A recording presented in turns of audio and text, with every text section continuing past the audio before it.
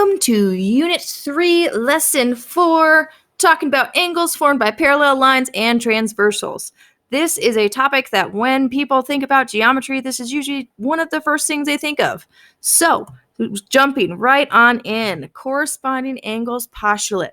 All of these rules and stuff that we have today are always going to start with two parallel lines that are cut by a transversal, just FYI. So notice in this picture we have our parallel lines and we have that beautiful transversal T.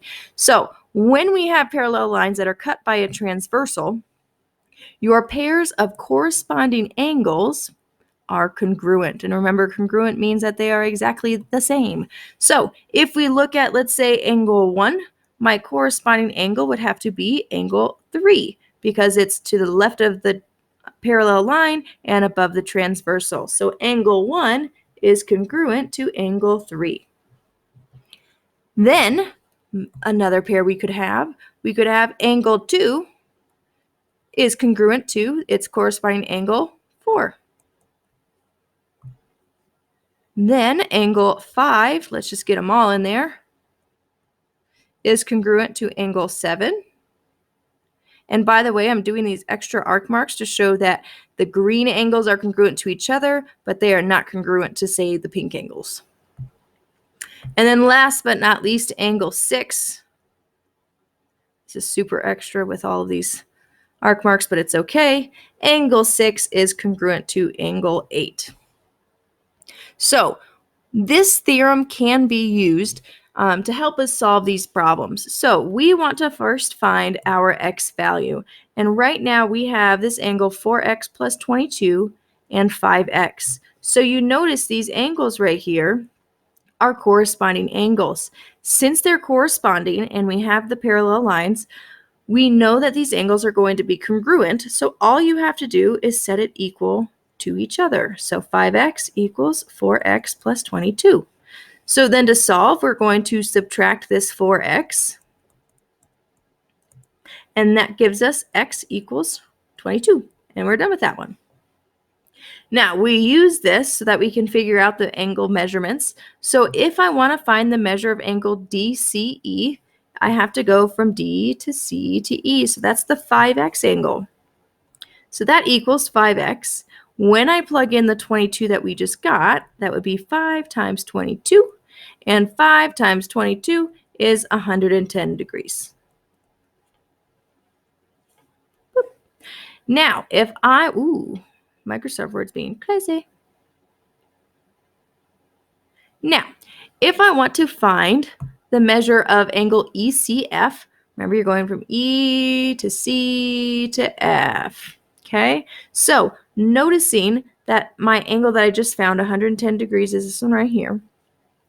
These angles form a linear pair because notice they make one of my parallel lines, okay? So because of that, I know that they will add up to 180. So I just have to do 180 minus my other angle, which was 110, and that gives me 70 degrees. And you are done. Yay! So helpful hint real quick, if you have a transversal that is perpendicular to two parallel lines, remember, perpendicular means a 90, so if you were to draw yourself a cute little picture, it would look like this, okay? Then that means that all of these angles are also going to be right angles because your corresponding angles are going to be congruent, which automatically makes those 90, and then because all of the angles are going to be supplementary to each other, 90 plus 90, it all just works out. So that means that all 8 of your angles are congruent, and they are all 90 degrees. Okay.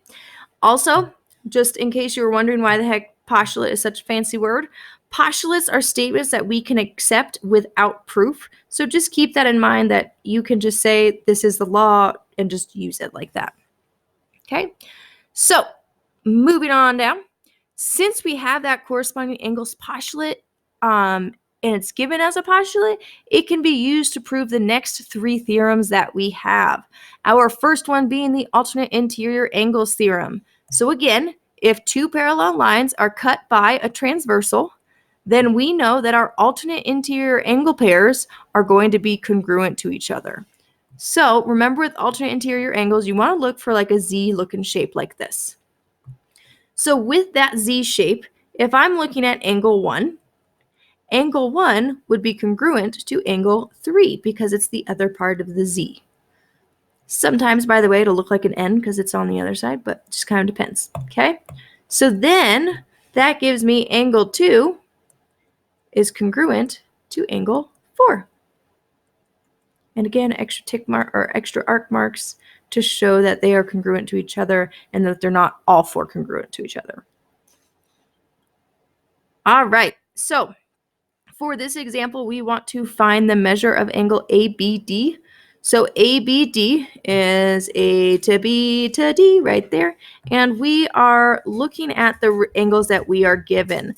Because that angle is right here and this angle over here makes that Z looking shape, I know that these angles are congruent to each other because they are alternate interior angles, and I have my cute little parallel line symbols right there. Remember that you cannot assume in geometry that things are parallel just because they look parallel. You do need to make sure those symbols are there. Otherwise, it will mess you up and then you'll be really sad. But we set them equal to each other and we solve. So we would subtract 2x from both sides. And that gives me 10 equals x minus 15. And then I would want to add the 15 so that I have x equals 25. So since I want the measure of ABD, don't forget you do have to plug it in. That is this one right here. So we are going to plug it in. 2 times the x that we solved for, which was 25, plus 10. 2 times 25 is 50, and plus 10 is 60 degrees. So the measure of angle ABD is 60 degrees. Okay, and again, we just plug that right in. It's like the Glade commercial. All right. Our next one is the alternate exterior angles theorem, and it is super similar to the ones we have already done. Two parallel lines that are cut by that transversal again. We know that our alternate exterior angles are congruent. So looking at this, if I'm looking at angle 5, that is an exterior angle because it is out not between the two parallel lines. So I would have angle 5 is congruent. Oopsie, that's a bad congruent symbol. Congruent to angle 7. Okay, and then for angle 6, that one would be congruent to angle 8. Okay,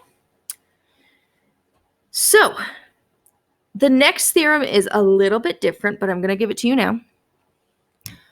Instead of these angles being congruent, we have two parallel lines cut by the transversal, blah, blah, blah, blah. Okay, but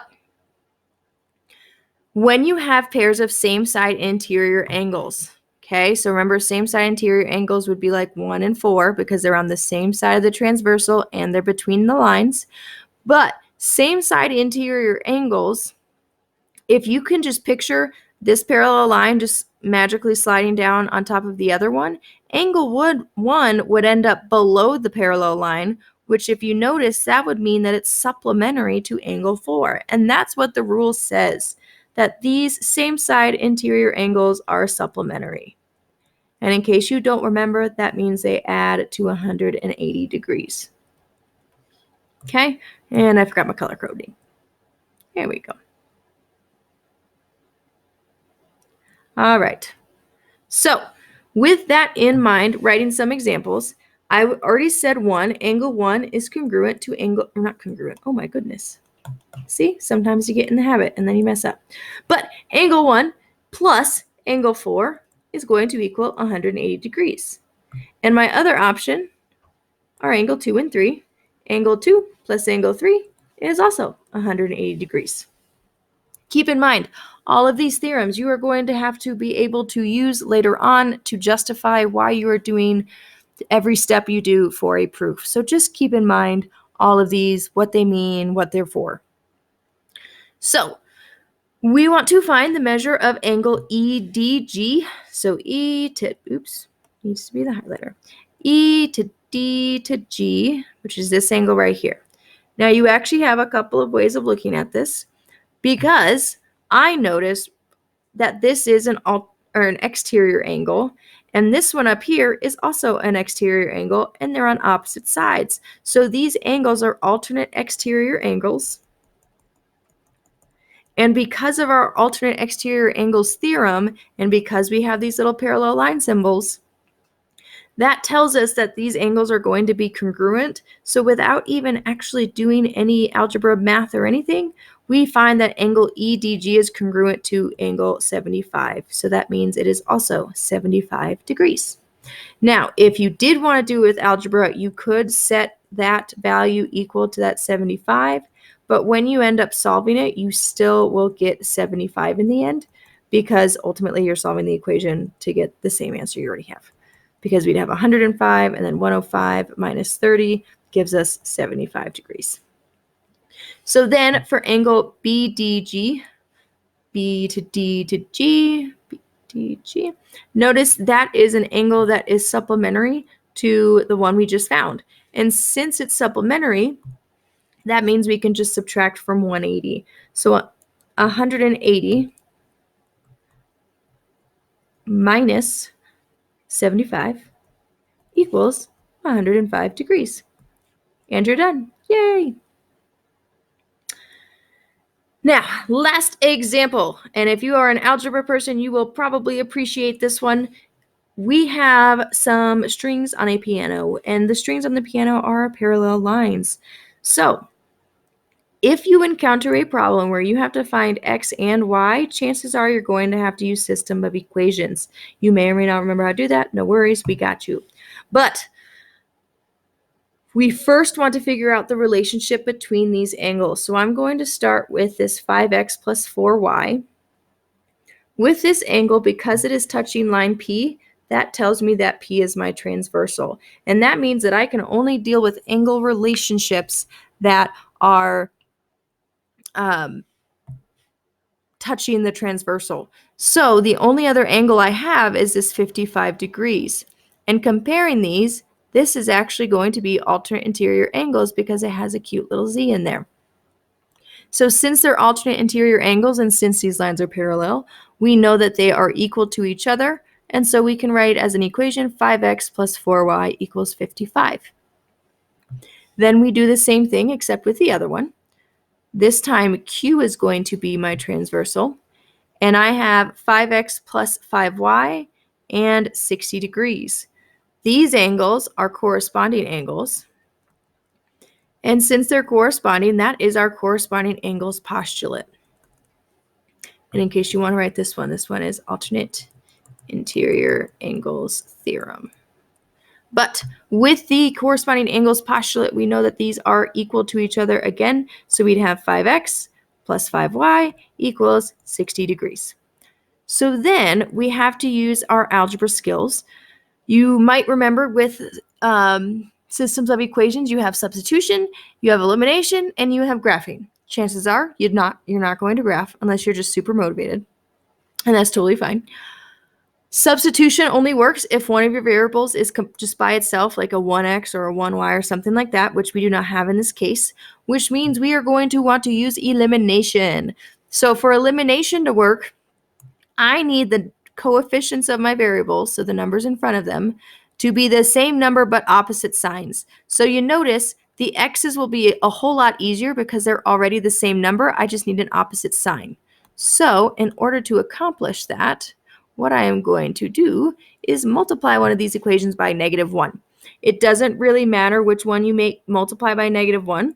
Personally, I am going to do the top one simply because when I have -55 and 60, that would give me a positive number, and I would rather keep a positive number. So multiplying this top equation by -1 would give me -5x minus 4y equals -55.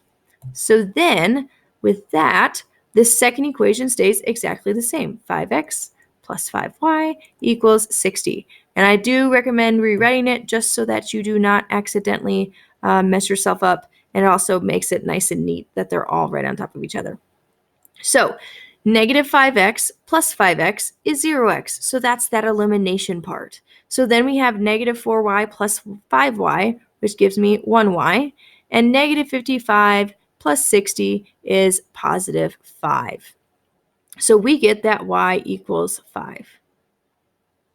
So then, because the question wanted x and y, I need to take that y value and plug it into either the pink or the blue equation. It does not matter which one, and really, if you want to plug into like the pink one, and then once you have both values, you plug into the blue one to like check your work. That works too. But I am going to plug in to the blue one just for fun. So 5x plus 5 times 5, remember this y value comes into play, equals 60. We would have 5x plus 25 equals 60. When we subtract that 25, 60 minus 25 is 35. I did not trust my mental math. I am sorry. But then I have 5x left on the left. So then when I divide by 5, I get that x equals 7. Okay, so then x equals 7, just so my answers are both right next to each other. So that is all we have for this section. Your homework is in the textbook, page 158, numbers 1 through 23. Your quiz, if you have not done the quiz review, is not next block. It's the following block. If you have done the quiz review, then it is your next block. So make sure that you know what you're doing for lessons 1 through 4. If this video was helpful, please give it a like and a subscribe to the channel so that you can get notifications with new videos so we can keep making awesome math stuff. And have a wonderful day.